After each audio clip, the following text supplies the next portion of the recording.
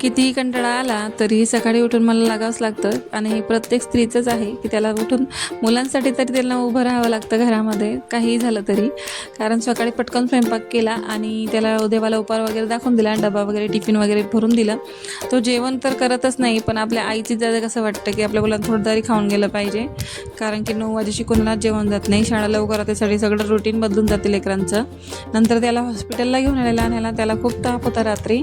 तर तिथे आल्यावर त्याची काही मस्ती थांबत नाही. तिथून दुरून दिसत नव्हतं फिश टँक, तिथं जवळ घेऊन आला मला.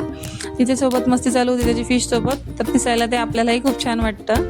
थोडंसं व्हिडिओमध्ये कॅप्चर केलं आहे मी, खूप भारी दिसतं ते. नंतर घरी आले, डॉक्टरांना त्याला वगैरे अगोदर दाखवून दिलं, औषध वगैरे घेतलं आणि त्याला घरी आणलं. घरी आल्यानंतर त्याला औषध दिलं. म्हटलं जरा झोप, तर तो कशाचं झोपतोय काय नाही. आणि संध्याकाळी किंवा स्वयंपाकाचं एवढं टेन्शन होतं, सकाळची वरण वगैरे पडलेलं होतं. म्हटलं याला थोडंसं बनवून घेईल काहीतरी. आणि नंतर संध्याकाळच्या वेळेस त्याला वाफ द्यायला घेतली, कारण वाफ द्यायची सांगितली होती डॉक्टरांनी. तर मी हे अगोदरच माझ्या घरी मागून घेतलं आहे, कारण की एवढं लांब पावसाळ्याचं काही जायला परवडत नाही. चला व्हिडिओ